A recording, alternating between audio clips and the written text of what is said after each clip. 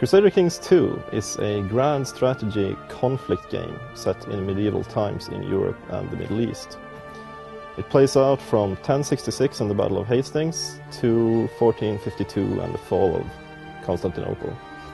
And you take on the role of a medieval ruler and his family, and you get married, you have kids, you expand your influence, gain prestige, and you need to keep an eye on all your pesky vassals as well.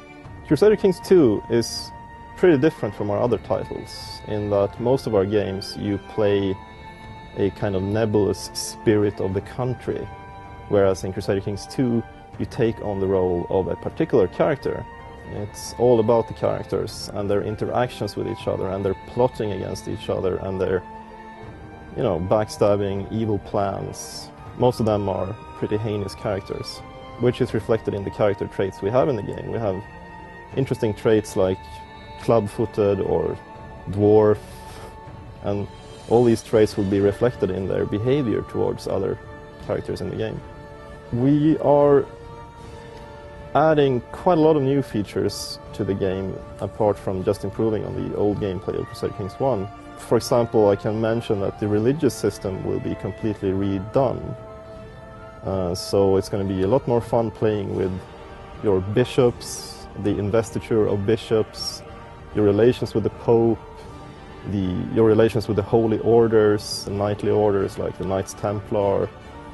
We're also going to have mercenary companies that you can interact with that are named and have a leader and their own flag, etc. We're going to have groups like the Victual Brothers and the Company of the White Hat and other Italian condottieri characters. My favorite feature in the game is, without a doubt, the whole succession mechanic. That is to say, who will inherit the throne when your current ruler dies, the character you're playing. Say I have a daughter and 3 sons. Now the daughter is the eldest child, so according to some, maybe she is the rightful heir. So what will happen then when I die is that the daughter will inherit, but the sons might very well start a war over this, which you will have to ride out.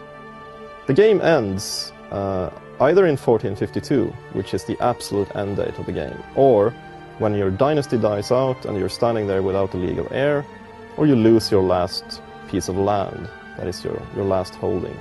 But in Crusader Kings 2 we want to give the player a nice reward for finishing the game and give you a score that you've carried down through each ruler you've played successively. So we're going to add a character browser where you can filter out characters and click checkboxes so you only see Swedish women, if you want to marry a Swedish woman, for example, stuff like that.